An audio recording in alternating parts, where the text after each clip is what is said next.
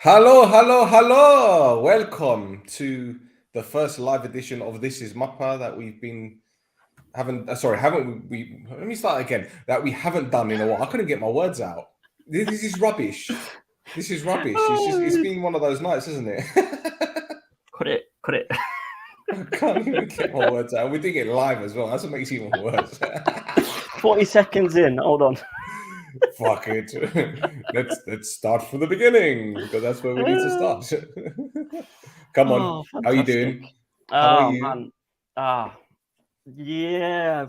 Yes, man. Yes. Best time to do it live, isn't it? Yes. You know. How are you doing? Listak sözre. Yeah, te geliyor. Saz. Yeah. What about you? How are you doing? I'm good, man. I'm good. It's been a busy couple of days, to be honest, as you've seen on our Instagram and on Twitter. Busy The boy. guys, yeah, mate. Do you know what? It's remarkable how, obviously not many people know about Cypriot football, and I didn't think anyone would pay us any attention. But hey, we were asked to go on two podcasts, the We Are West Ham podcast and the Hammers Chat podcast, and I did because obviously you were working, and yeah, it was a really good experience. The guys were really welcoming. They wanted to know about Cypriot football. Obviously, I plugged the podcast, standard. Yeah. Standard. So yeah, Represent. it was good. Yeah, I think we represented AEK Larnaca as well. To be honest, I think we've done them a favour. Help them out a little bit with their promotion. So yeah, we don't need to take any money from you guys. It's fine. Just give us a few interviews. Yeah, Javi Roca is going to be on the line. Yes. Came in. Yes. Hopefully. But hey. We keep having these coaches on, and yeah, of course. Why not? Let's get Odra on as well. Fuck it. Let's ask them all on. But Phil, do you know what? This is the first time. In fact, I think this is the second time in the last month that we've turned around and we can say that there hasn't been any real shenanigans going on in Cyprus. There's been one or two decisions which have been quite questionable, which I'm sure we're going to go into. Mm-hmm. But on the whole, it's quiet. It's pretty quiet, isn't it? You haven't seen all my notes, have you? I have. No, I've. But in comparison to I mean, yeah. You know, can I send faxing Goda at the game? Oh, bloody hell. Waiting for that. I haven't seen that yet, but that's coming. I'm pretty sure. Yeah, exactly. Yeah. Expect the unexpected. Anyway, let's start with the review.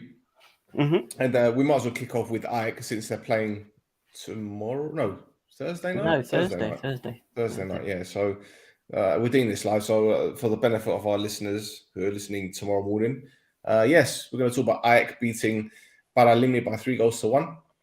And a hat-trick from Trzaskowski. But they were almost a goal up after the first 3 minutes, mate. Had the goal disallowed for offside.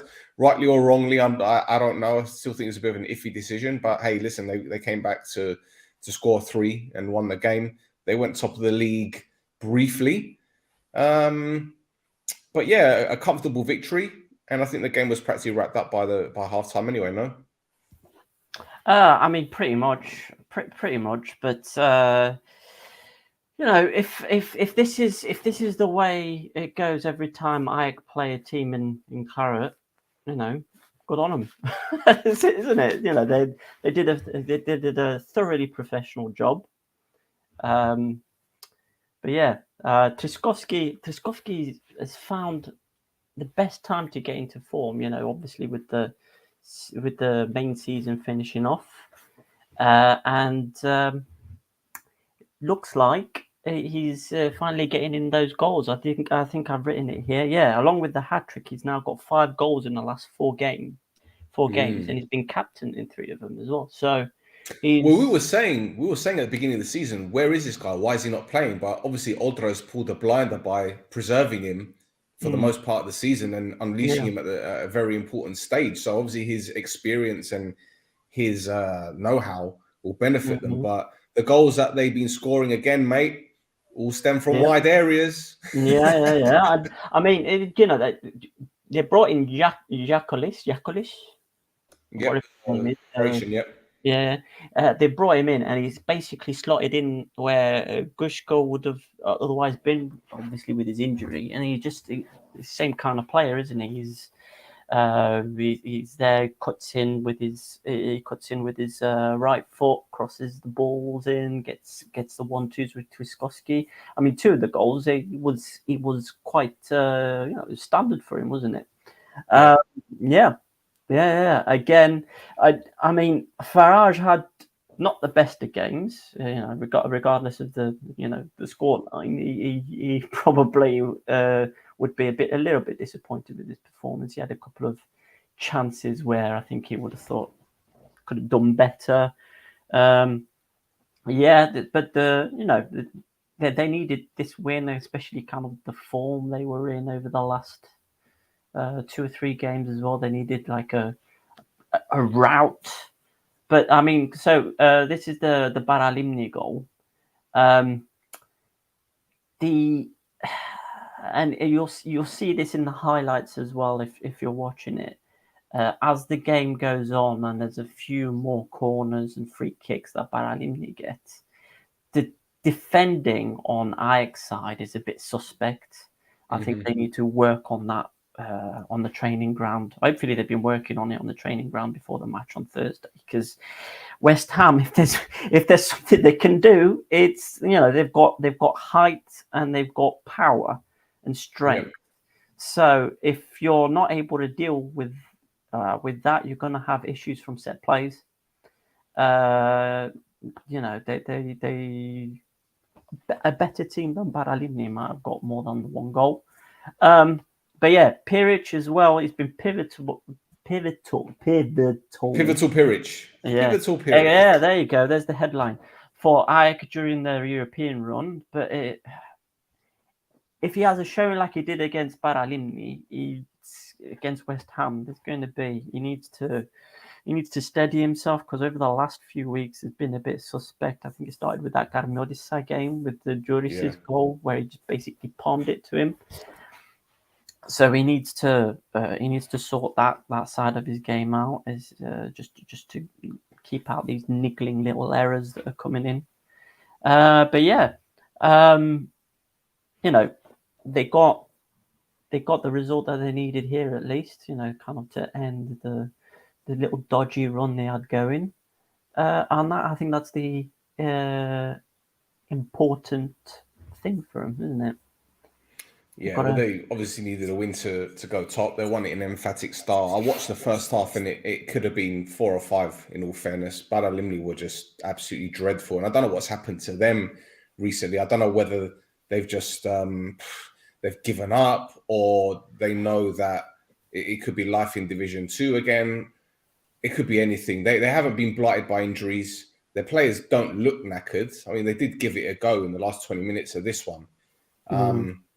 But I'm not too sure about them. Looking at the way the Docs have been playing lately, I get the feeling that Baralimni will be going. But listen, at the end of the day, there's still another, how many games? 14 games, sorry, with the playoffs, if you're in the bottom 8.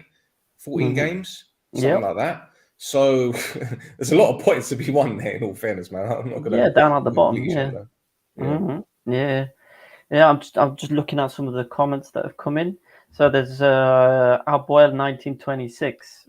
He's saying that Farage must be the most used attacker this season. He's out of Benzina. He's got me a lot of points he got me a lot of points in the Cyprus Fantasy Football League. I'll tell you that. Yeah. But I think he's done that for quite a few people.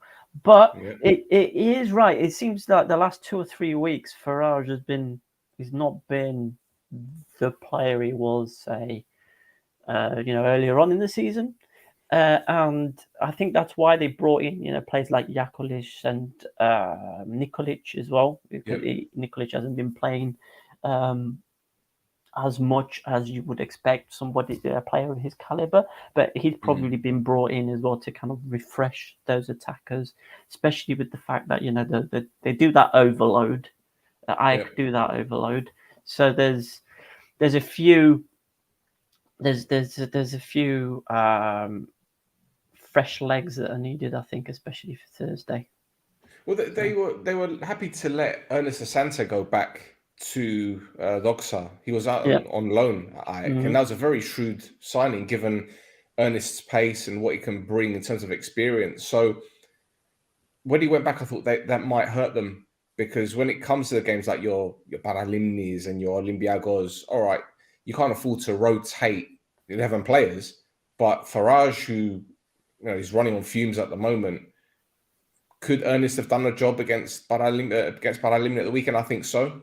And he's been scoring goals for Doxa, so I don't know. Yeah. I don't know. But it's been a grueling season for him. It's been a grueling season. Hello, Mark. Thank you, Mark. Mark watched the podcast I did, the West Ham podcast, and he was one of the first to comment. So welcome to the pod, mate. Hope you're enjoying it so far. We won't bore you with talk about teams that not many people know about, but then again, not many people know about Cypriot teams anyway. I don't know, man. I'm all about talking about the teams that nobody knows about. You're about that life, yeah? Yeah. Connor says, "Evening, lads. I really hope Ike can nick this title." Ooh, Connor, you're gonna upset the Upper World fans watching, mate. I'm not gonna say anything because I can't say anything about Upper World because I'm an Omonia fan, and anything I do say will be held against me forever and ever. Oh, bloody hell! Right, Next game. Who shall we go with next? Take your pick, mate. Take your pick. You take your pick. Well, I mean, let's talk about. Well, I mean, I think we're doing it in order, aren't we? We're doing it so it'll be the Garmiodi Salmonia game. Well, I'm just asking you. Like, I'm giving you the opportunity now to choose the games. Okay, Come on. Let's watch you blow a gasket about Omonia for a bit. Okay. So Omonia had to beat Garmiodi to stand a chance of getting into the top 6. If we'd have won this game, we'd have had to rely on upworlding us in favour by beating Salamina. We made life difficult for ourselves. We were a goal down against Garmiodi, a goal from Gadsa, former Anorthosis man. And as you can see from these clips, in the first half, we were dreadful in front of goal. We missed 2 or 3 very good opportunities. This one here should have been a penalty, as far as I'm concerned. It was given as offside. But when you look at the reverse angle, which they don't show, but we did see it on the Omonia Total Green show, the reverse angle, Besadin was actually onside. So there you go. VAR was wrong. But anyway, we went a goal down, and 2 goals in the last 20 minutes gave us victory. 1 goal from Karim Ansarifad, who came off the bench, smashed it in, a fantastic finish. And the second one, Hector I was going to call him useless, because I've been so used to calling Hector useless. He became Hector useful, as we said on the podcast the other day. A 96-minute header, sealing victory. But again, bro, I keep saying this, Sofroni, passion merchant, this new head coach of ours, and I think you've got something to say about this guy, right? Yeah, but I mean, right, you keep calling him a passion merchant, but Yes. when you're kind of attacking the way that Omonia did in the first half and had no end result from it, what you need is somebody to kind of keep that momentum up and obviously get them finishing. Now, obviously, Gadsas as well on top of that, getting the first goal. Like, I would have Omonia from 2 months ago would have collapsed after that first goal would have gone in. So he's instilled something. Maybe that passion is what's required. Like, calm heads and whatnot can do whatever they need to do. But sometimes you just need, a horcado to just yell at you and be like, and everybody kind of gets clued in. Like, what the hell was that? I mean, I love Gravenberch. Gravenberch is I don't know what it is. As long as he's in, not in the defending 18-yard box, he's a player. I like seeing him play. He's like Akinfenwa, isn't he? Yeah, he's got strength and speed, and he's got something about him. Did Akinfenwa have speed though? Did Akinfenwa have speed? I can't remember. I don't think he did. It's a finish. Yeah, Bosh. It's a good finish. He's proper hit that. I mean, I don't know what he's doing that far up the pitch as well, Gadsas. But you'd want Gitsos to do better there with the cross coming in. But 100%. Do you think Lesiaks would have done better with it? I don't. Oh think so. God! He would have been 20 yards in the wrong direction. I want to talk about that guy, please. I beg. I can't talk about that guy. I can't do But it. yeah. As a couple of players, since Sofroni's come into the team, have actually started, turned up even more. So Karim Ansari-Fad, his performance levels have gone up another notch. Like he was starting to improve when Ferraro was there, but he seems to kicked it up an even bigger notch, higher notch. Yeah, and he's in his goals, great finish. Can't argue with the finish there. Credit needs to go to Gaguli though for that turn of pace and the delivery. He's been out with a hamstring injury. For him to come back and do that, very very pleased for the lad. Really good kid. Really good kid. Yeah, the team needed a bit of luck, I think, Mm-hmm. and it looked like it was going to be one of those games until Ansari-Fad scored, and and then from then on it was just one-way traffic, wasn't it? Yeah, but mate, listen, I don't want to shit on our parade here, but Gadmiodissa, who have had 6 head coaches this season. Yeah, they've brought in some players in January. Players have left. They had 5 players out with a virus. One of them being Duris, one of them being the goalkeeper, Noblok, your mate.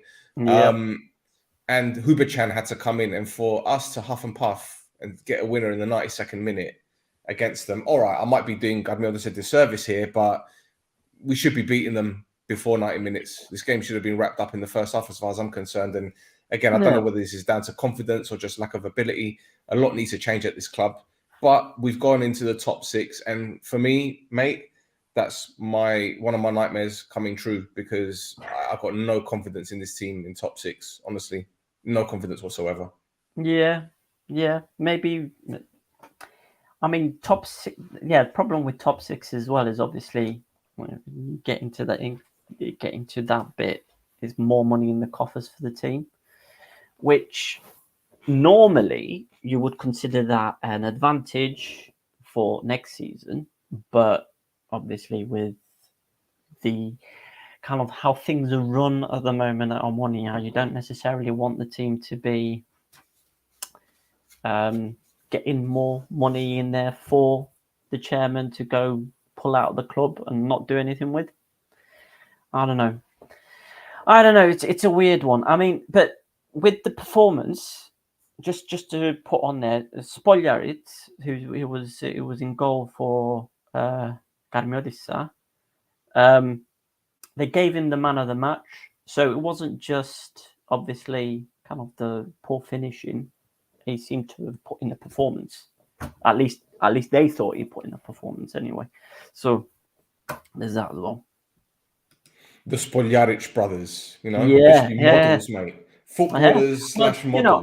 I keep making the joke on Instagram with with the Hemsworths.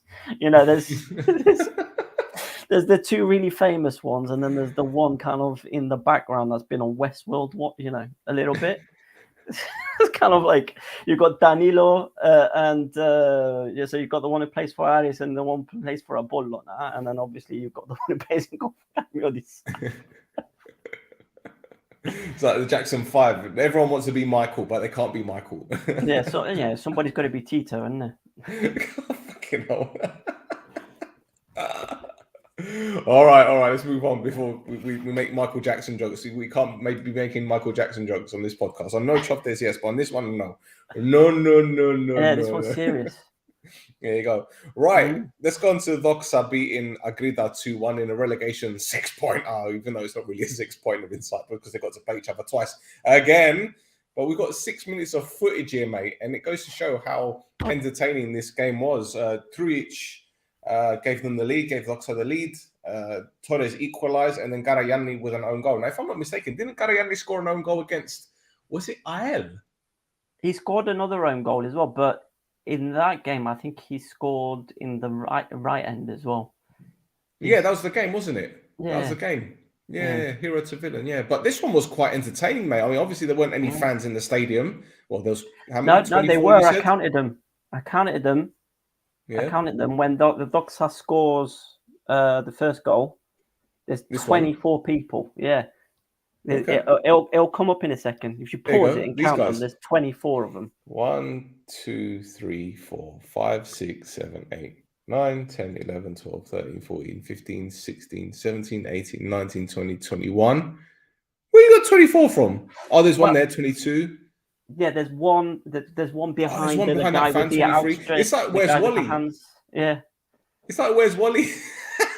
Uh, You got the kid on the side there in the orange. yeah. Can't There be you go. seen. Yeah, so yeah, probably right. You're 24 right. people. So yeah, Wow. plenty. Okay. Lovely. Yeah. There you go. But Happy yeah. days. Trujic, he had that double penalty miss against Baffle. And then since then he seems to have kicked on. He's one of the players that's kicked on for Sakas, the Luxa manager. But yeah, I didn't have much to say on this. Obviously, there is one major thing to say, especially with Ben Dreu in goal. Oh, okay. Well, let's not go into that just yet, because that's the fun. That's the fun part of this. The Agrida reviews. But interestingly enough, if you look on the Cypriot Football Association app and you look at the team lineups, they've got the team lineups for both teams, but Doxa's number 5, all they have is his national flag. His name is not applicable. Who is that? Who's number 5? Doxa number 5. It's got the Bosnian Herzegovina flag. So is it? I don't know. I don't know, mate. Honestly, because when I saw it, I was like, "Hang about, who was number 5? Who's wearing the number 5 shirt? What's happening here?" It don't make no sense. Like, they don't even update it's Samir Kerala, by the way. It's Kerala. Oh, right. Okay. Yeah. But the funny thing is, if you look at the Cypriot FA app, a lot of the photographs of the players, especially the Cypriot players, it's got them when they're at youth level. Yeah. So you've got players that are like 26, 27. It's got the photograph of them when they're at youth level for their club. Yeah, it's because they don't renew them when they do the registration. Oh, mate. Yeah, it's bad. It's bad. But yeah, we're just talking over this. Like, a lot of things have happened. Like, I mean, there was a bit of action in the game. It's just that there's the own goal.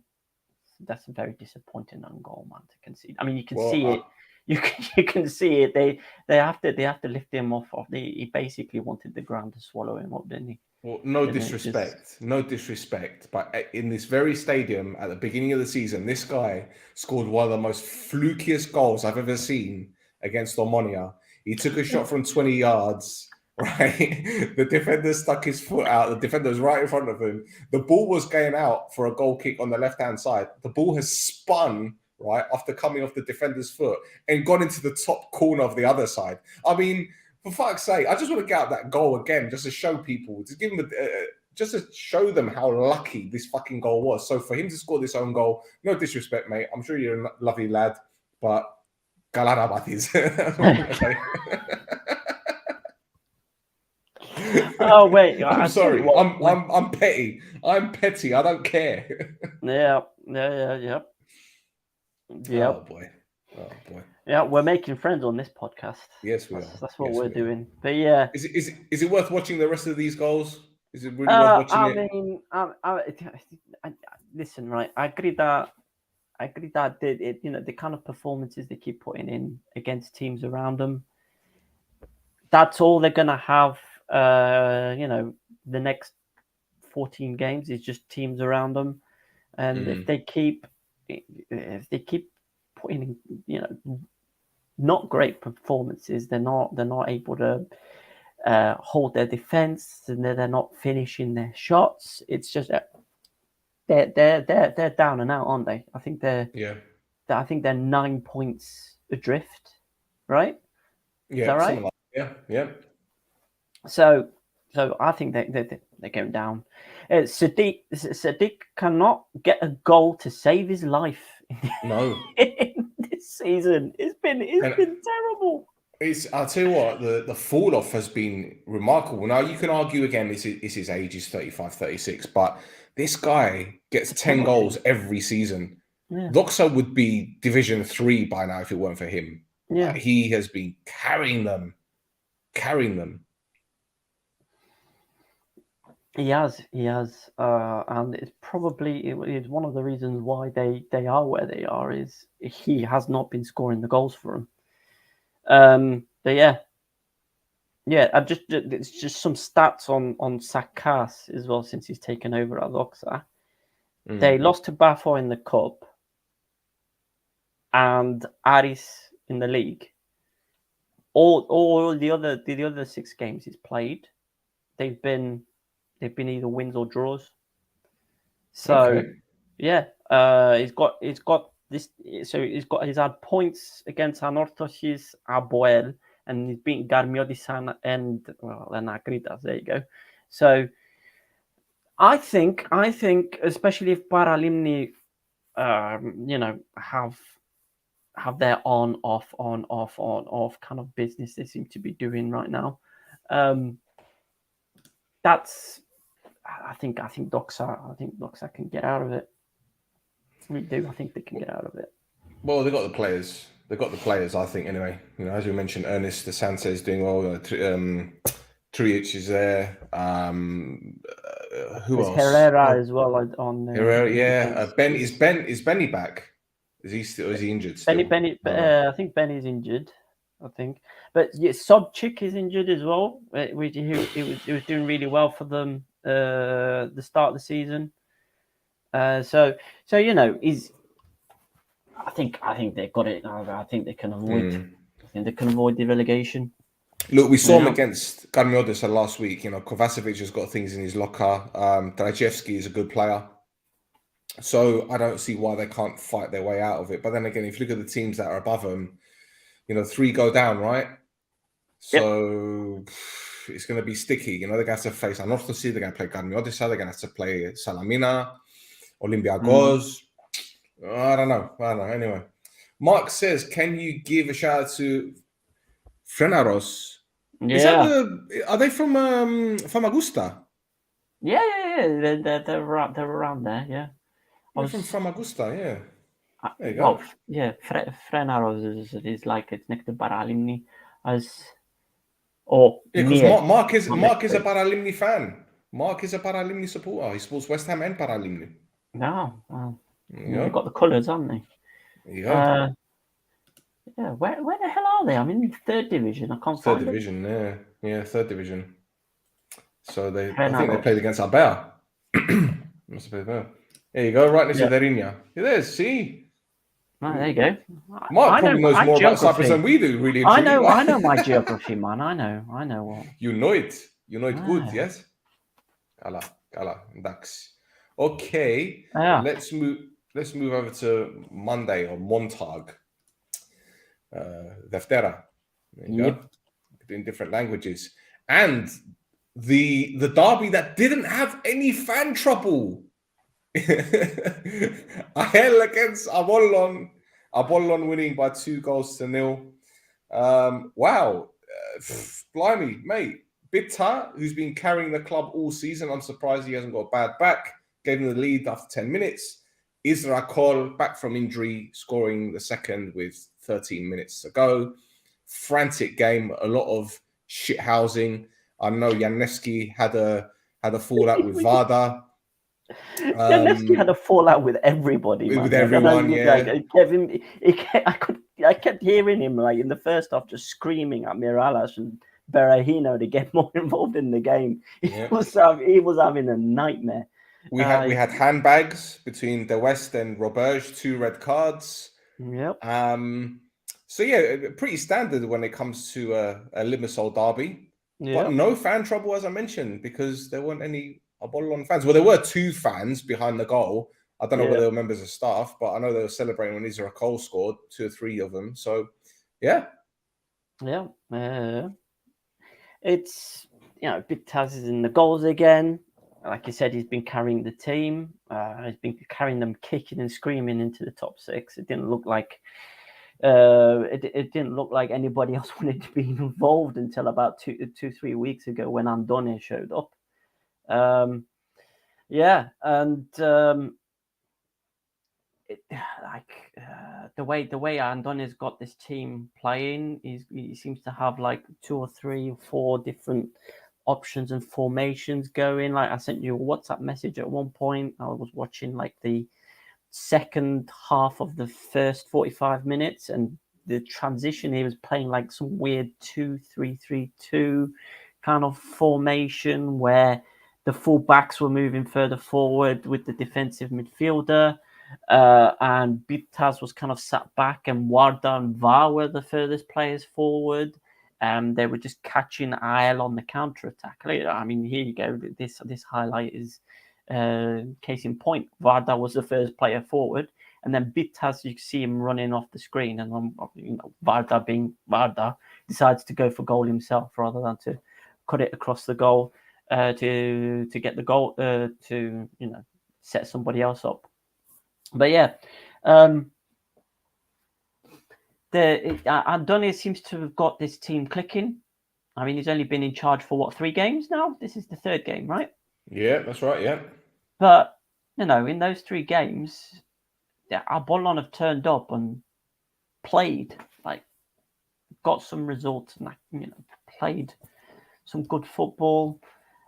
Players seem to be putting themselves on the line where previously you would have seen them kind of drop off. Here's the handbags.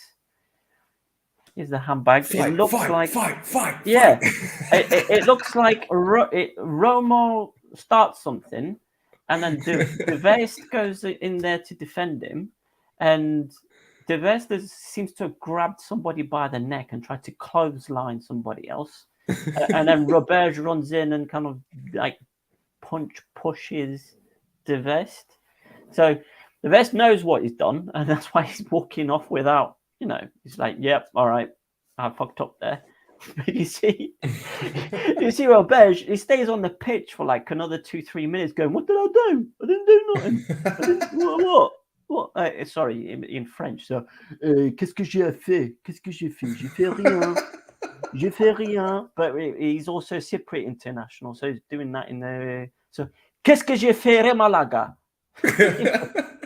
I can't actually make out what has happened. Hang about. So Roma kicks off. Hang on. All right, so he's dragged him. Yeah, grabs him by the neck and tries to close. Okay, he's slapped him. Rubesh goes in there and tries to... Hang about. Let me pull it back a little bit. Yeah. Hold on. Right. No, come back. Pull it back some more. Here you go. Right,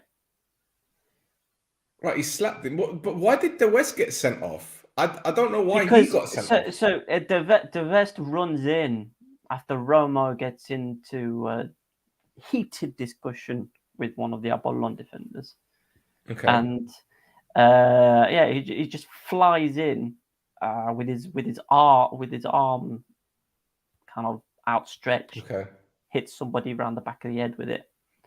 But yeah, the free kick, he's hit that, hasn't he? Yeah, but the wall has to do so much better. I'm sorry. Yep. I mean, look at that. Some of them turn their bodies. Some of these IL players, right? Since they didn't make the top 6, some of them are already on holiday. Yeah. They've already packed their bags. Mirala. Well, they can't go down, can they? They can't go down. They can't go down. They can't get top 6. So they've just parked it. They're not. They've kind of packed it in. Oh well. And someone said that they were going to win the league this season. Yeah. Some twat that doesn't know what he's on about.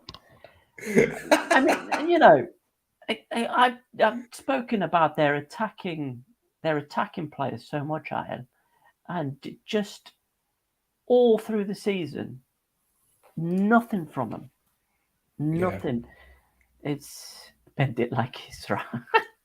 The thing is, right, the ultras are now back, right, and they've returned to games and they're being vocal as you'd expect and whatnot. And I don't know, maybe part of me, because I haven't heard any rumblings from their supporters about the president or the way the club is run since probably Jan Nevsky came in. Beginning of the season, they had a lot of problems and whatnot, but is it come to a point now where these fans are actually being patient because they get the feeling that there's going to be a takeover in the summer? Maybe they've heard something, and it's just I don't know. I really don't know. There was whispers and rumors like 3 months ago, wasn't there, of some Saudi takeover? Saudis, yeah, with an old Bafor sporting director getting involved and things like that. But since that, there was like a flurry of rumor and whispering and murmurs and whatever, and since then it's gone quiet. I'm really quiet. So I don't know. Maybe they're still trying to. Sort stuff out. But yeah, I've just seen the comment there that Isle hasn't had a full team since the beginning of the season. Yeah, I've mentioned it a few times. Isle have basically had a 6 month injury crisis. Chibola only just came back into the team that game. Miralas has been in and out of the team. Berahino has. Kacaniklic. Yeah. You'll get it right. You'll get it right before he leaves. I won't. I won't. He don't deserve it. But yeah, some of their defense. Yeah, it's been really rough for IL fans and also me with my prediction to come top. It's all right. You get it right. You get it right soon enough. Just don't predict the cup. Cup. No. Ade, let's move on. Aris. Our friends Aris, they got a 2-0 victory over Anorthosi. Goals from Boyakie and Mayambella in the first half. Boyakie was in the first half. Mayambella was in the second. Yeah. And this is a game that I watched the first half hour, 40 minutes, and I didn't see anything from Anorthosi that reminded me of the Anorthosi that destroyed my Omonia. It didn't seem like the Anorthosi that had anything to prove, a club that clearly their season is done. I'm sure you're going to mention the 4.5 million debts. Yeah, that was going to be in the stuff afterwards. But yeah, okay. Well, let's touch on Aris then. Because Aris, again, we repeat. A few weeks ago, they went on this ridiculous run of like 5 or 6 draws, and we thought their head coach would be next on the chopping block. Well, clearly they kept him. They've got 4 wins out of the last 5, one of them being a draw as well. They are third in the table, 6 points behind Apoel. Cannot rule them out of winning the title now. Can't. It's amazing how things have just changed. Yeah. I just need to mention this goal here, right? It's great finish. it's a great, fantastic finish. But what the hell? Like that. Anorthosis, the whole defense, man. The whole defense is a joke in this game, right? Hold on, in this game.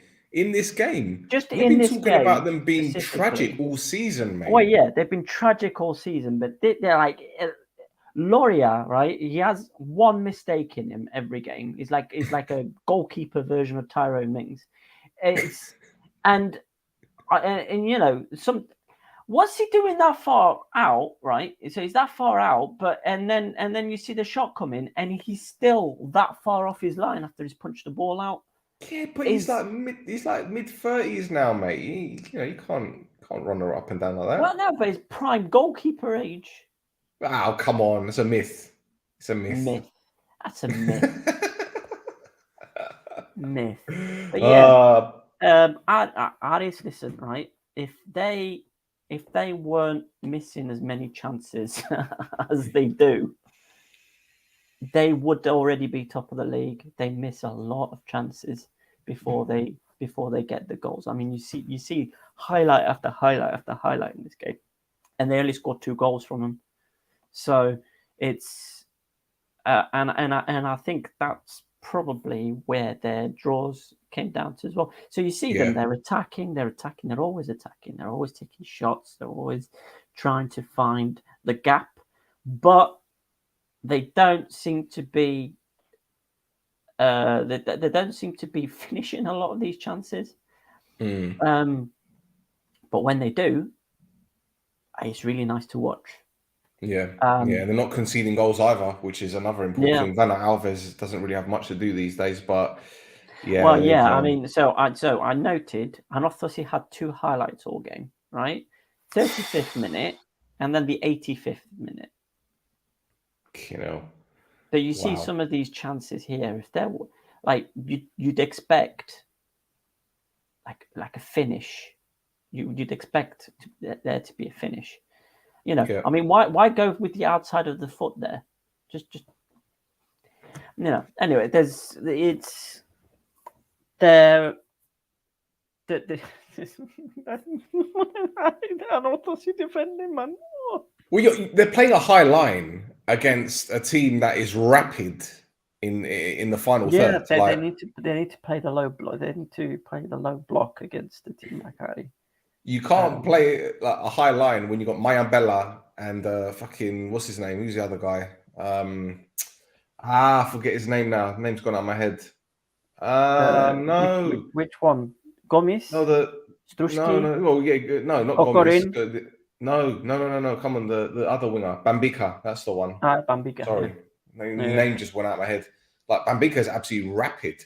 Mayambella isn't slow either, but you can't play a high line against those teams, man. Come on, it's crazy. It's actually crazy. But the deck chairs are out, mate. Look at that. Look at the space. Look at the space. Wow. My goodness. My goodness. Yeah. Wow. There's a comment here. Clueless team. I mean, I'm guessing that's about Anorthosis. I'm guessing. Yeah. It's a sad state of affairs, man. It's like it's a defensive masterclass from Bozo the Clown, isn't it?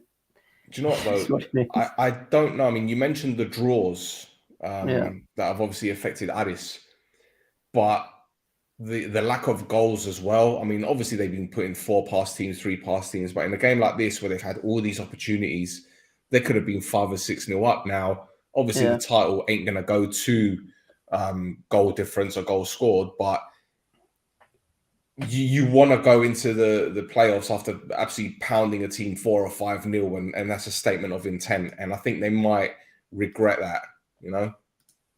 Yeah. That's what I think anyway. Simple football is beautiful to watch, and that's what Aris is playing. Decision making in the final third is a big issue for. Yeah, I agree, absolutely agree. And this one from Bedro, but Aris will win the championship if they continue like this within 3 years. I think they'll win the championship next season. You know, the way they're going and the money that they have behind them, it's scary. It's actually scary. Like, people don't realize how financially powerful this club is.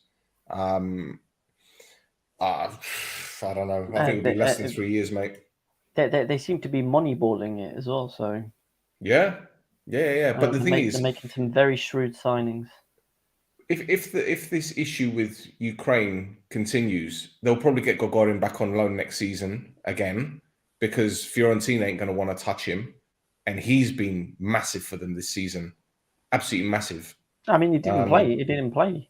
I know, but for this season in general, he's been immense. Now, whether Stepinski is brought in again is another thing, but you know, they've got the financial muscle and they've got a scouting network and a very good team behind them where they can bring in key players. So yeah, it's looking a bit peak for the rest anyway. But speaking of the rest, shall we talk about Abuel?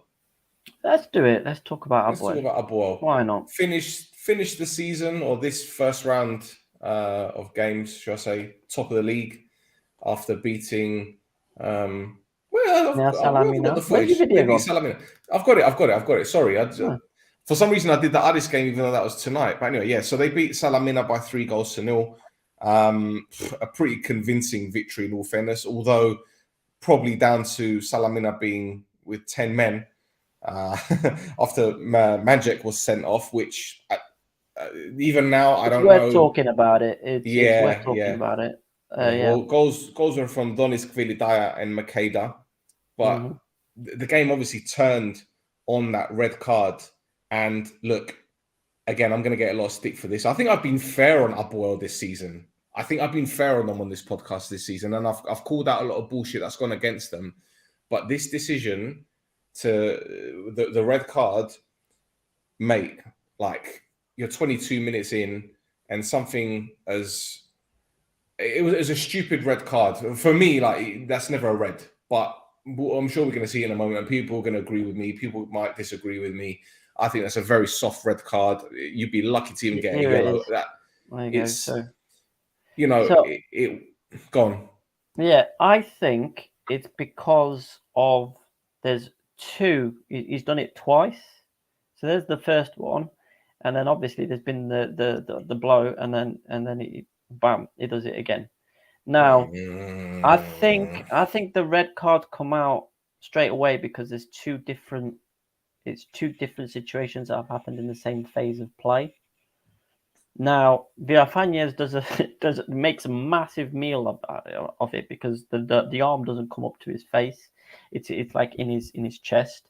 I think that's why the red card was given rather than like a yellow or two yellows, is because he's done one, which fair enough, it's a yellow card.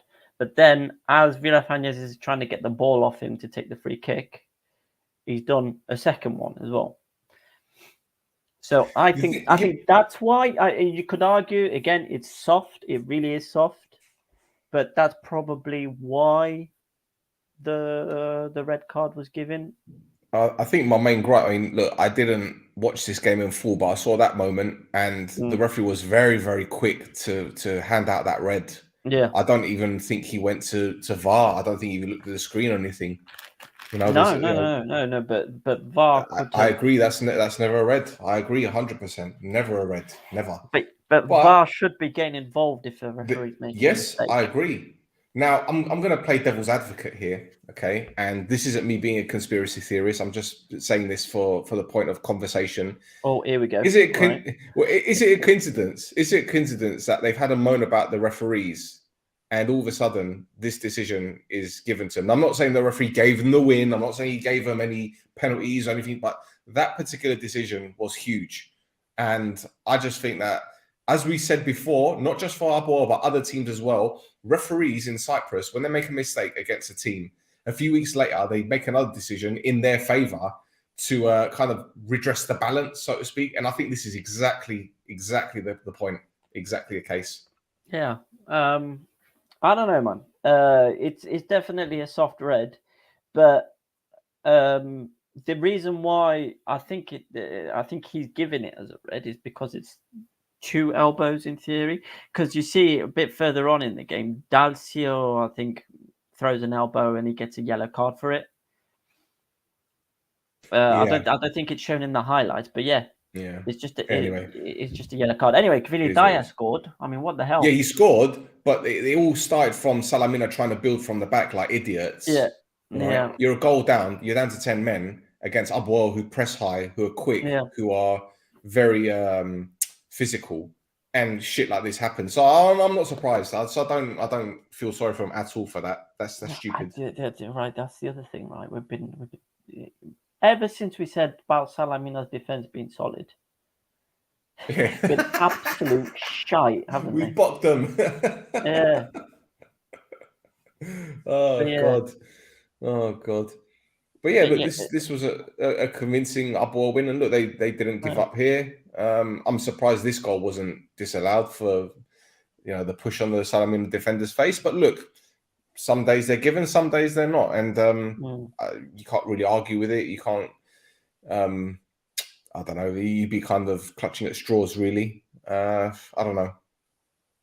Yeah.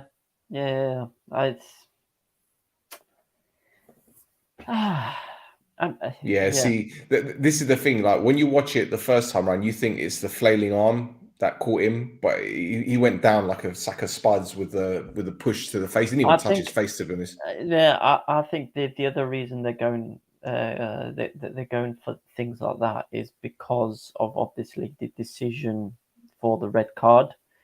So they're going like, oh, the referee's looking for these kind of things. So Yeah. you see Salamina players, it happens 2 or 3 times where they go down. Yeah, referee's just fed up with this shit, to be honest. Yeah.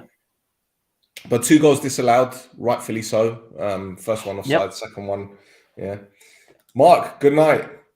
Have a good day tomorrow. Thank you for tuning in, mate. And if you want to catch the rest of it, we'll be available to listen on iTunes tomorrow morning. So yeah, thank you very much. Wonderful. Right, final game. Wow. Okay, so Yeah, I have not seen anything of this except for the last 2 minutes. So yeah, like, well, what I will say is what you messaged me about. There was no footage for it, so we're gonna have all to. right, okay. I don't know what we're gonna have to do. Well, I'll mention what I saw. Yeah. Okay. Well, this is somebody 6 minutes. somebody in the comments might be able to help us. Yeah. So this is 6 minutes of footage, which I don't know how they got 6 minutes of it, because I watched the first half and it was absolutely dog shit, to be honest. Buffalo drew 1-1 at Olympiacos. Abdul Rahimi gave Buffalo the lead, and the equaliser was from. Let me just get my notes up, because Psichas, he equalised in added time in the first half. It was a boring game, and in all fairness, mate. You're looking at Buffalo, who needed to win to stay top 3. They didn't look, I don't know, they didn't look like a team that wanted to win the game. They were very defensive. Olympiacos did most of the running. But yeah, they got a draw. And at the end of the game, there's something quite interesting that was said by the, was he the chairman or the vice chairman? No, Yeah. I'm gone. Sorry, No, it's fine. It's about fine. that because I haven't seen these highlights. I'm just. Oh, you haven't seen it? No. Fair enough. So I'm kind of watching to see if I can spot anything weird. But yeah. Yeah. So basically, the general manager, Stel and Thassos, he basically said, we got what we played for. We didn't present ourselves in a good light. We have to get serious now. Something went wrong. We scored our only chance. We weren't the team that we should have been. We had a whole second half to turn the game around, but we didn't. The final games, which obviously the playoffs are more important to some than others. And he basically said we had to get back to good performances. Jairo's absence was noticeable, but we shouldn't have had a problem with the roster that we have. He said, I don't know what the owners think. They did everything to strengthen, and we want a better image. I don't expect any developments, but we'll see in the next few days. So are we talking about Henning Berg potentially losing his job? Are we reading in between the lines too much, or is this, is there smoke behind this fire or above this fire, or however you want to see it? Well, yeah, I think okay. So there's a free kick. There's a free kick in the penalty box. What the hell was that about? Probably for either an obstruction or pass back. Yeah, possibly. But yeah. Anyway, I think there were whispers about him being sacked 2-3 games ago, wasn't there? And then I think he got a win out of that after that, and then kind of things went a bit quiet. But yeah, I think kind of the drop in form since they made the signings of Ivicic and Bruno, the drop in form has been alarming. Like why their form's fallen off a cliff the way it has. It's weird. It's weird. Yeah. It's weird. Olympiacos seem to get these weird draw results, kind of all over the place. Anyway, I think they've drawn, out of everybody, they've drawn the most games in the league. So, but yeah, it's weird what's going on at Buffalo, man. Well, mate, do you know what that you can say inconsistency has been the main problem, but the fact is they've only won 2 games this season. Olympiacos, yeah. Yeah, man, 2 games. I agree that I've won more games than them. In fact, they've got a goal difference of -24. They've conceded 40 goals this season. Mhm. Like, I feel sorry for Joel because he's having to pick the ball out of the net, and if it weren't for him, they'd be down already, as far as I'm concerned. Yeah. 16 points. Oh God, 10 draws. 10 draws. Yeah. So yeah, so somebody was asking there about when was Bafos' last win? 4 games ago. Wow. Yeah. See, it's Asprilla syndrome, mate. It's Faustino Asprilla syndrome. They brought in Bruno to win the title or to give him a chance of winning the title, and they've gone backwards. So there you go. Yeah, they beat IL. There you go. Yeah. I'm just so mate. To be honest, I don't really know what else to say about this game. It was just dog shit. It was a dog shit football match. It really was bad, And I'm sorry to say this, right? I'm sorry to say this, but Buffalo, the players should be ashamed of themselves because the way that they started the season, they've been smashing teams. Let's get it right. When they've won games, they've ground out a few victories, but the wins that they've had, they've been pamming teams. But then they go to Olympiacos, and look, Muggy has obviously done well to keep them up at this rate. Let's get it right. While the results haven't been perfect, he's kind of done something defensively, I guess. I know they lost to Balalim the other day, and they got it was a pretty convincing loss. And to draw against Buffalo, is a good result. But Buffalo should be ashamed of themselves. How can you rely just on Zairo to be getting you goals? It don't make no sense. It really don't. Yeah. It really doesn't. When you've got players like Valakari, Hestad, you've got Abdurrahimi, you've got Bruno, you've got all these players, kind of at the top end of the pitch. There should be, teams like our Olympiacos, they should be wiping the floor with them. Yeah. Well, look, Bruno went off at half-time. They brought in Hestad.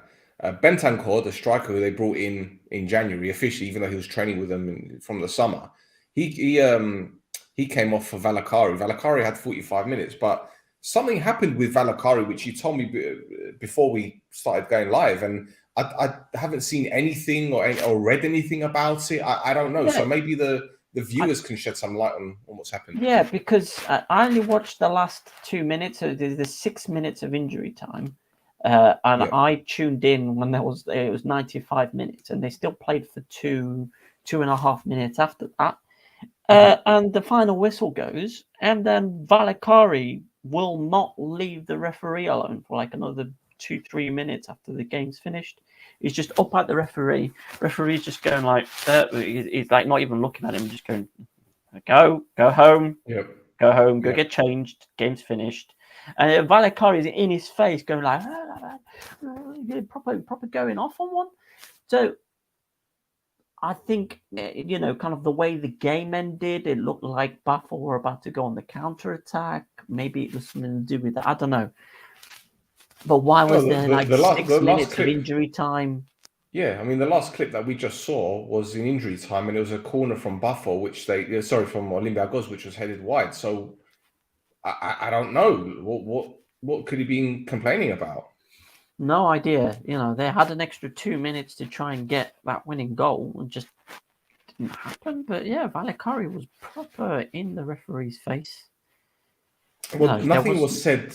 Nothing was said in Berg's press conference about the referees or the time. In fact, Berg was more disappointed with the performance and more disappointed with being 9 points away from top spot, and talking about, they had a great start and they started with back-to-back winning games, and they were top at Christmas, but they've fallen off. So I haven't seen anything, absolutely nothing. So maybe it was just a player that was complaining about added time, or fuck knows.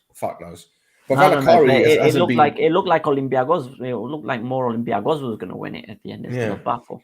So, but Valakari's fall off has been incredible as well. A player who, he's been carrying them for the past couple of seasons, And I still think the whole contract situation has really played a part in this. It really it's a has weird done. one. You know, it's a strange one as far as I'm concerned. But look, at the end of the day, it's not a great end to the first round for Buffer. But look, there's still games to play. It's 10 games to turn things round, and it's been one of those years where we've struggled to predict anything right. I thought the Addis were going to fall off. Yeah. Clearly, they've bounced back. I thought Omoni were going to turn things around when Ferreira came in. Clearly, they didn't give him the opportunity. I thought Apollon were done and dusted when we beat them 2-0. But they're in top 6. So it's been one of those unpredictable seasons. Oh, good. We like it unpredictable. Don't want to. Yeah, it's good for the bookmakers. Yeah, you don't. For the bookmakers. You don't. You don't want to be like the Bundesliga, Oh, look, Bayern Munich are winning it again. Oh, yeah. Oh, Dortmund have got a chance this year, mate. Don't worry. Yeah. Even though they're losing 2-0 to Chelsea at the moment. Oh, they finished 2-0 Chelsea. Oh, there you go. Chelsea knocked Dortmund out.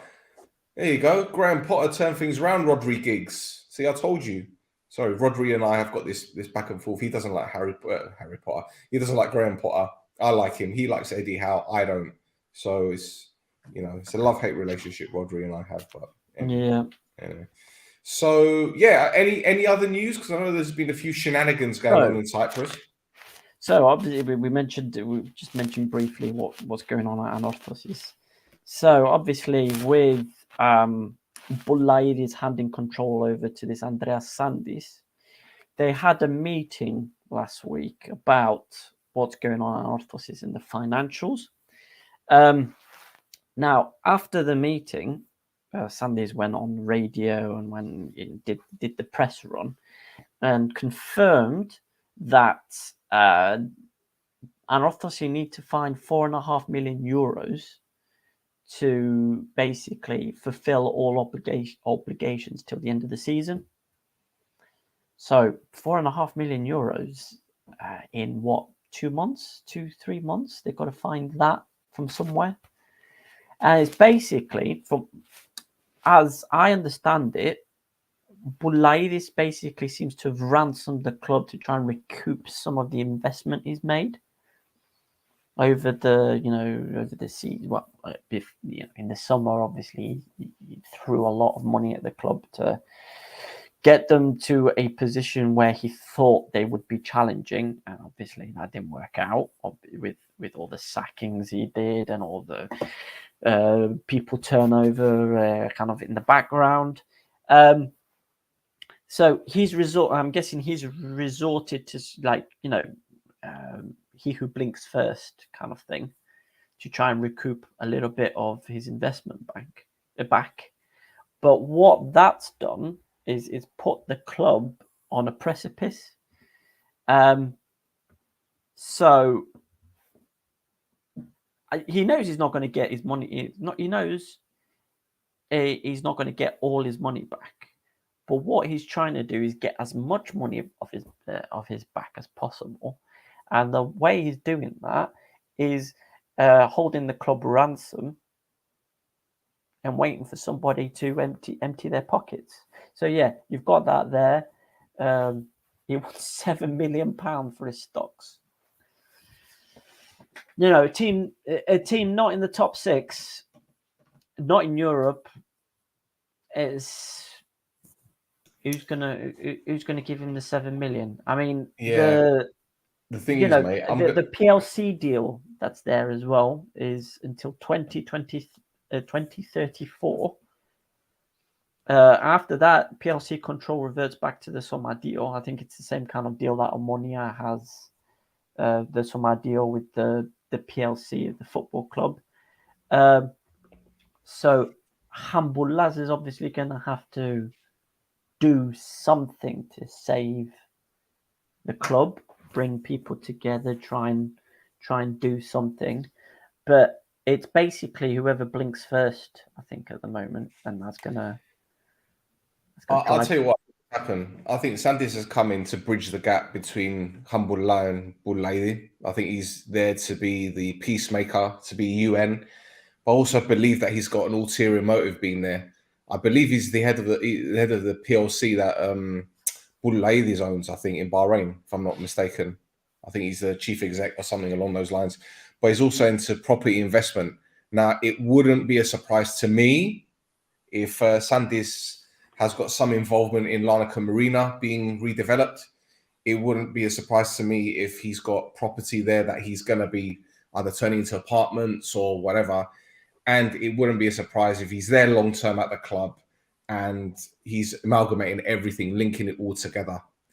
Obviously, the Cyprus problem isn't going to go away just yet, so there's no chance of them going back to Amokosto. We know it's not going to happen. So I think he's thinking long term, and I'm guessing he knows that the Cypriot League is improving. You're having investment from abroad, other nationalities pumping money into clubs. He doesn't want the club to fall behind, and he knows that where Anorthosi are in Larnaca, right close to the station. I'm thinking about London now. Right close to the airport. You've got Finigoyas around the corner. It's not far from Lefkosia. It's not far from Ayannaba, Prodara. It's not far from Limassol. I don't know. I just think he's thinking outside the box, and maybe with Anorthosi being linked with certain political party might help them out as well. I'm not going to go into too deep because that's not football, but there's always an ulterior motive when it comes to someone purchasing a club in Cyprus, in my opinion, anyway. So I don't care about feelings. Sandis hasn't bought the club; he's just in charge in this temporary basis until the end of the season. But I'm sure he's got some financial interest in the club, or he's got some kind of, as Pedro says, he's got stocks. So maybe he's got a share, a percentage. Maybe he's got enough shares that he becomes a decision maker. I don't know. I don't know how the laws work in Cyprus when it comes to owning shares at clubs or whatever it is. But he's certainly there for a reason. He's not there because he loves the club and he just wants everyone to get along and sit by the campfire singing Kumbaya or Sigo Horeb Sego Glima. I don't know. I don't think he's there for that. No, it's more there you go. So there is other news though, isn't there, regarding a second division team, Ethnikos, and also women's football. Oh man, So people follow me on Twitter know about I have my weekly Vronidis breakdown. Vronidis being the Cyprus FA's legal counsel about and dealing with all the punishments that get handed down. So there was like a big thing this week, like all kinds of shenanigans and weird referee fallouts and whatever else. So I'll go through some headlines and then you can jump in when you want. So Garmiodis have been fined for their fans having those flares that for the photo that they took. Also, they had laser pointers and they were pointing them at the Paralimni fans in that game. It was okay, fine. By the way, those laser pens are great with cats. Have you seen those laser pens, those red ones? I'm sure. Point on the ground, and the cats. They'll be great in Cyprus because there's all these stray cats all over the place. So when I went to Cyprus, there's a stray cat sleeping on top of my car. I woke up in the morning, look out the window of the kitchen in the apartment, and there's a cat sunbathing on my fucking roof. But anyway, I want to get a laser pen and just chase it. Anyway, sorry, carry on. No, it's fine. It's fine. That wasn't the kind of comment I was expecting from that, but it's fine. So Dornaridis, Olympiacos president, Never surrender. Has been fined and banned for 2 games because during the first leg of the cup match versus Anorthosis, he broke into the VAR van and tried to threaten the referees inside. Now, he's also been fined for his press statements and his messages on Facebook about referee performance and the Filipineses that he brought up the other week. So that's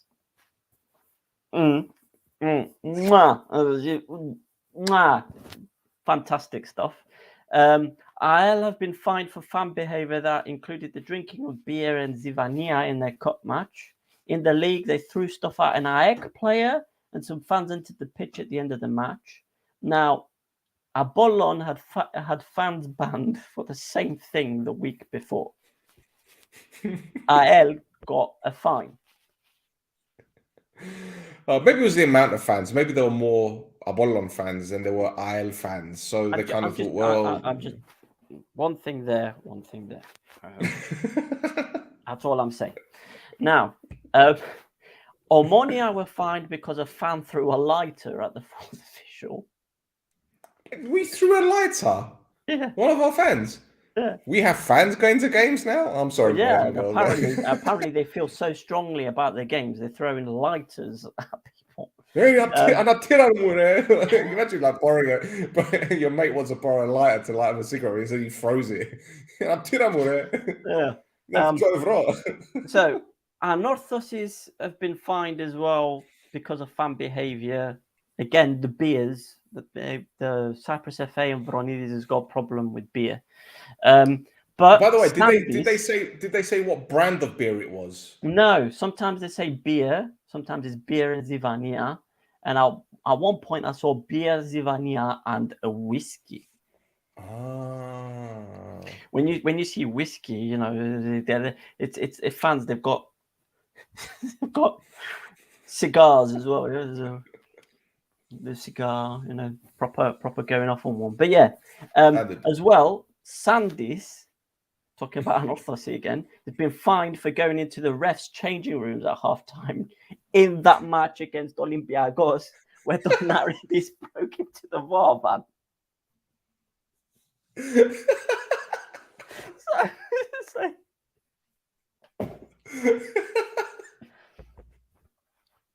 The referee just sitting there, just taking off his jockstrap. He's like, I can't get fucking 5 minutes peace. Where's the privacy? Right, more. So Abuel, obviously, with what happened with in the match versus Doxas, obviously the refereeing for that game was a bit shocking. We've spoken about that at length. Everybody has. Now, a load of people got fined, obviously, for press statements and stuff said on Facebook for that as well. But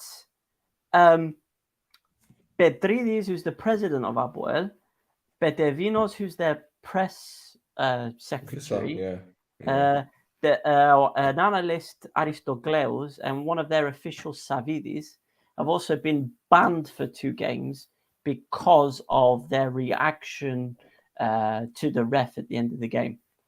Oh. So they let them know. They let them know as well about the performance and the fact they weren't happy with him.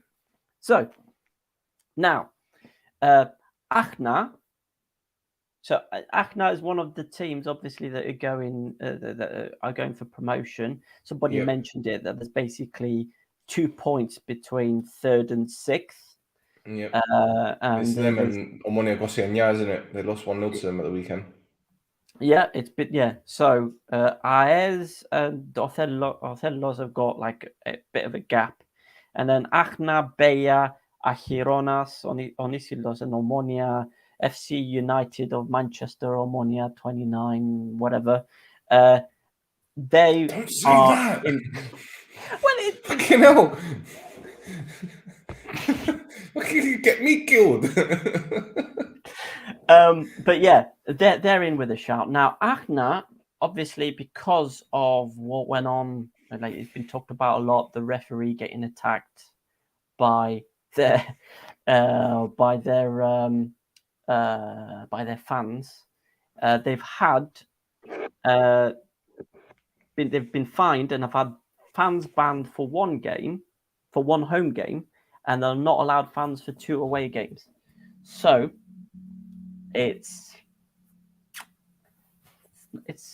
gonna be a bit tight for them, I think, compared to some of the other teams. You know, Omonia 29 have got a fan base, so they're going to get right behind the team. Yep. So you'd expect them to kind of push on and probably try and getting over Aachen. Aachen haven't won in 4 games. I'm just looking at the form table now. Yeah. So it's looking a bit dodgy for him, I think. But yeah, and that's it for fines and bans. At least for this week. Obviously, I'll find out some extra stuff on Thursday. They'll probably release all of that on Thursday during the Europa Conference League game, so because people won't be paying attention. So be another thread roll for me to kind of point out what's going on. Yeah, so there was another thing that I didn't mention. So there was Othelos Athieno in the second division had been fined because the fans would not stop flopping. They would not stop spitting at the assistant referee and at Beja 2014 players. It's just, I mean, do you know what? They may have got away with it. They may have got away with it if the fans said that they identified as camels. They may have got away with it. Oh man! Yeah, I'm a Camilo. I'm a Camila. Camilo Bardani. Yeah, that's giraffe. I'm a Camila. Oh yeah, Camila. Yeah. Yeah, I'm a Camila. I identify as a Camila, so I can spit. Yeah. You know. Yeah. But you know, we don't worry about snowflakes in Cyprus. Good, thank fuck for that. Jesus. And anyway, but as well, so there was an under 15 girls game between. I was waiting for this one. Come on. I'm waiting for this one. So I'm guessing there was like parents in the stands, and during the game, something must have happened during the game, and both sets of fans/parents basically ended up trashing the ground and screaming at each other because of what was happening during the game. And the point, one of the coaches, I can't remember which team it was, but one of the coaches, I've got her name, Afanasia Gassiani, has been fined and banned for 2 games for unsportsmanlike conduct, which led to a 10-minute break in the game, which is probably when the parents and the fans were kind of getting into some business. Put them up. I don't know. That last comment. Put that last comment up. Well, there's what bare fuckeries in this country. It's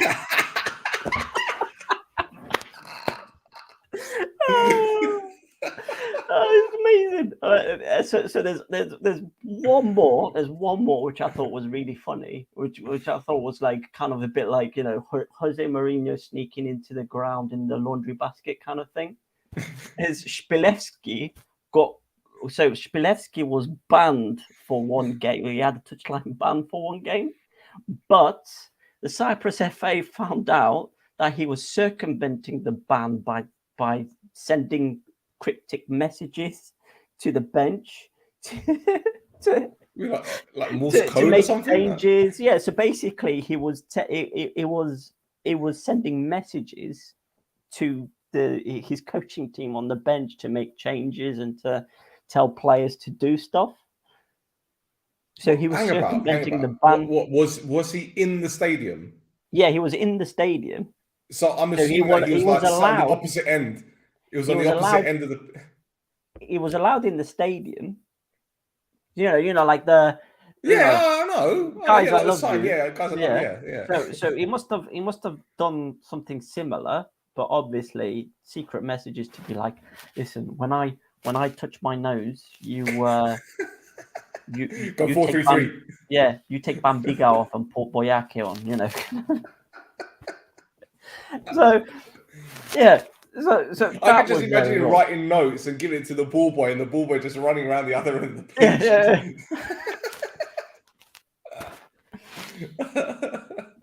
Oh man, that's brilliant. Do we want to talk about? So Dornarides is going to get fined again obviously, because he went on Sport FM 4 days ago, kind of after the fines and whatnot got announced.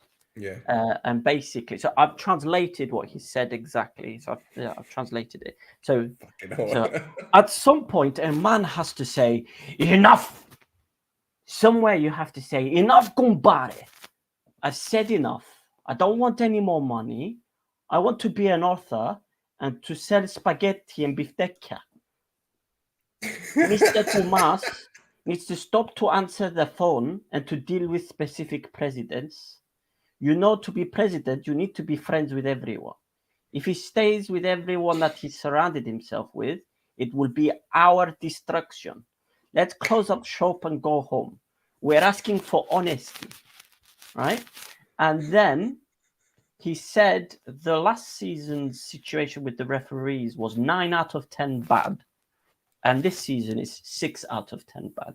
So it's getting better. But hang about, this is the same guy that absolutely destroyed the head of the Cypriot FA last week, and he was very quiet last season. I don't remember him being so vocal. So the Filipineza, that's the thing. It stayed with me that he mentioned the Filipineza. Now, obviously, there's all this negative kind of back talk on Guma being the head of the Cypriot FA. Now, in response to all that, he's actually come out and said that he will be putting himself forward to keep his job at the next board meeting, regardless of people's opinions. It's not happening. No chance. There is no chance of him getting the job again. No chance. No chance. And the gasiftisemo, I'm telling you. Listen, I'll get those. I'll get those. Fans.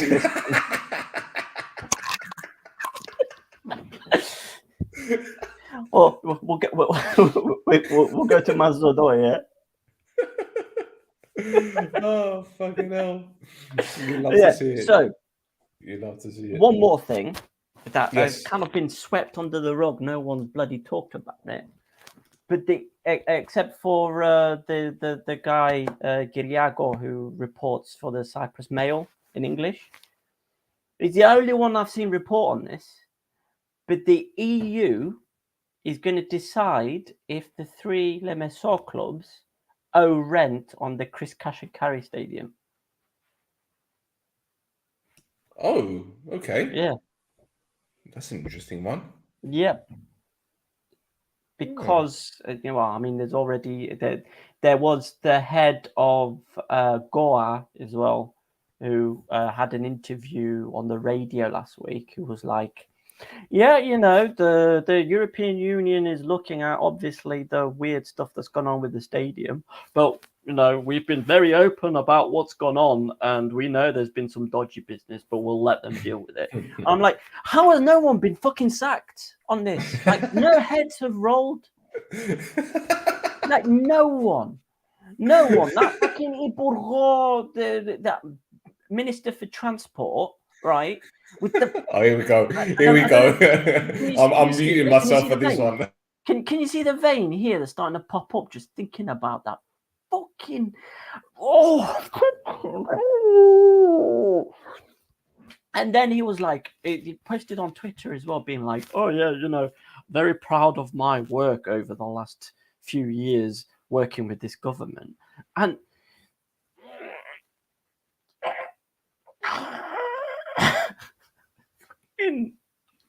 I can't. You've done very well, given that we are live, and you've shown a lot of restraint. I'll give you that. It's because I've got a headache, and I'm trying not to go off on one too much. But yeah, like when I saw that comment, I was like, you fucking don't. Anyway, nobody at Goa seems to have lost their job on this. Nobody kind of like... I'm guessing before heads roll, they're waiting for, obviously, the European Union to come out and be like, naughty boys, naughty boys. You've been naughty boys here. So we'll see what happens with that. But yeah. And then obviously kind of the last thing, kind of lift things up a little bit, is we now know who's going to be in the semi-finals of the Cup. Yes. So we've got Bafor, we've got Omonia, we've got AEL, and Olympiacos. So obviously, Bafor finished third and win the Cup. Then fourth is open in the league as well for Europe. Omonia and AEL are going to be fighting for that cup as well. They're going to want to have some kind of silverware. But personally, I think it'd be funny to see Olympiacos in Europe and playing in the second division. Well, can you imagine Don Ladies if they get drawn against an Italian club, or if, my goodness. Well, I'll tell you what, he'll be lining up the spaghetti and biftecca for that. Well, if I tell you what, if they face, let's say, for example, West Ham win the Conference League and end up in the Europa League, and Olympiacos get drawn against West Ham, can you imagine Don Ladies and Sullivan? You got Don Lady that wants to be an author, he wants to eat spaghetti, and you got Sullivan that sells dildos. That could be a match made in heaven, honestly. Get the Olympiacos dildo for Division 2.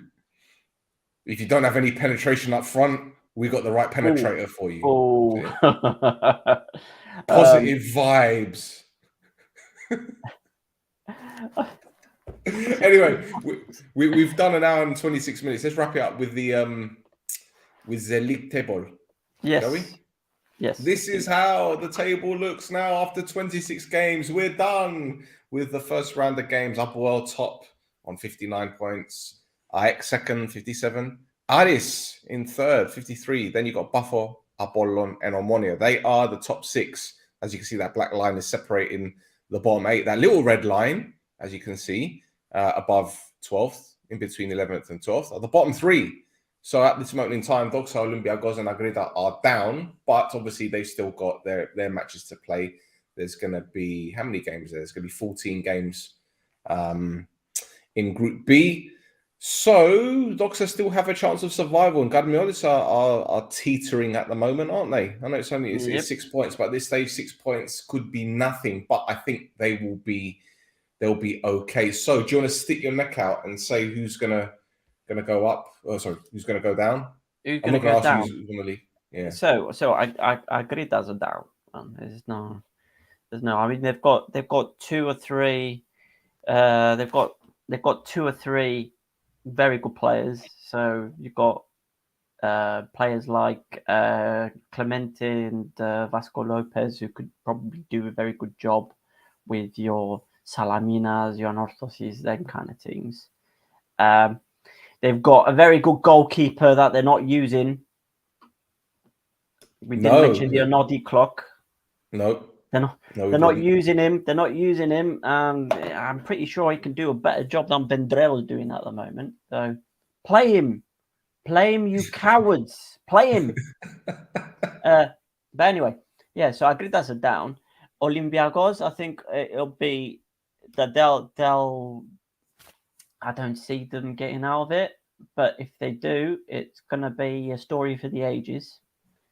And Doxa are kind of the informed team out of those bottom 4, so I think they'll get themselves out of it.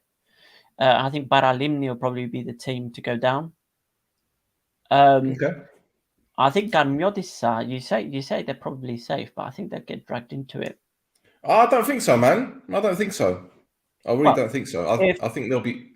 Huh? Yeah, if Doxa obviously keep up the form that they're in at the moment, and Baralimni start to pick form up, then you would expect Garmiodissa to kind of get brought down into there. Now it depends if your AEL players and your Anorthosis players are already on holiday and kind of just chuck it in the bin. Yeah. If they do that, then it kind of opens. It does open it up, doesn't it? Yeah. Well, the thing is, mate, you mentioned Anorthosis, right? But when you look at the likes of Antonin and Mraz and Guerrero, do you really think they came to Cyprus because they wanted to play in Group B? Of course they don't.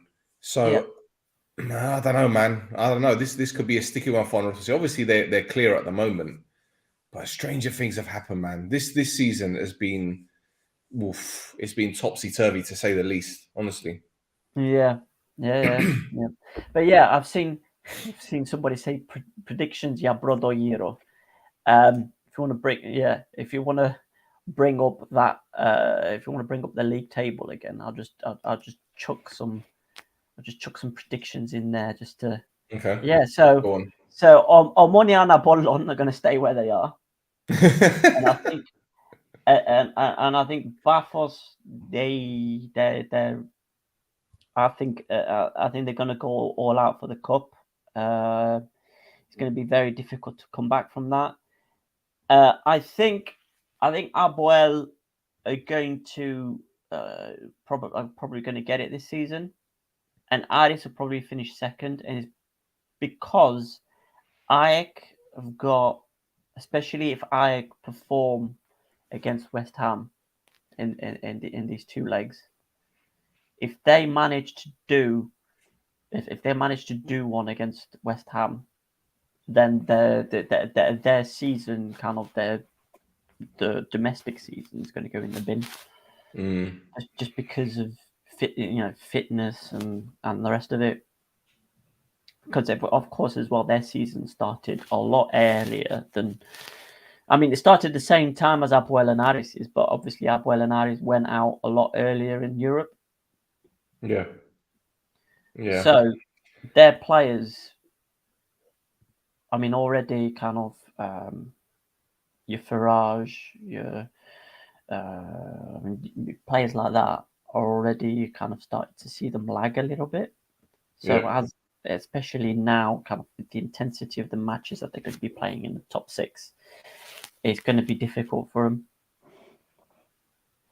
But the way I see it, if they get knocked out by West Ham, which is looking likely, then they could put all their focus back on the league. That's the way I see it. But the thing is, every game is a derby now. Every game. And to be honest, as an Omonia fan, I know I've got a little confidence in this team. But what I will say is, I think, and as sad as this sounds, we're kind of glad we're in the top six because at least we have some influence as to where the title might go. And we've got Abuel next. I think it's the first game, isn't it? Got them at the weekend. So if we avoid defeat in that one, then it makes things even more interesting for everyone else. But I'm really looking forward to this one, man. I'm really looking forward to this top six battle. Honestly, it's what we've needed for a long time. Yep. I mean, last season wasn't bad either. I mean, last season wasn't bad, really and truly. You know, you had the Apollon. We thought they were going to bottle it, and then they beat Apoel, and then I think Apoel had to beat. Did they beat Anorthosi? I can't remember. Did they beat? No, I can't remember. But then Apollon lost to Ajax, and Apoel. It just fucked up. It fucked up everything. It was brilliant. It was brilliant. So Anyway. Yeah, more fuck ups. More fuck ups. Yeah. There you go. Right, boys and girls, thank you for tuning in. We've done an hour and a half, so thank you for your time. Do you want a quick prediction for the West Ham game, Ike? I'm not touching that with a 10-foot barge pole. No? Okay, fair enough. Yeah. Well, I said 1-1. I said 1-1 first leg, so I'm going to leave it at that. No, I'm leaving that open, especially kind of what I said about IL at the beginning of the season. I'm leaving it open, giving people some hope. Say nada. Fine. Okay, fine. There you go. All right, everyone. Thanks for tuning in. We'll be back next week with, I'm sure there'll be more shenanigans, more bellares. Give us a follow on Twitter at This Is Mappa. Follow Thassos at Flares Cafes because he's got some great stories and always stays on top of Cypriot football. And to be honest, I nick a lot of his stuff when I do my football reviews. So thank you very much, Thassos, for doing my homework for me. No worries. Bye, everyone.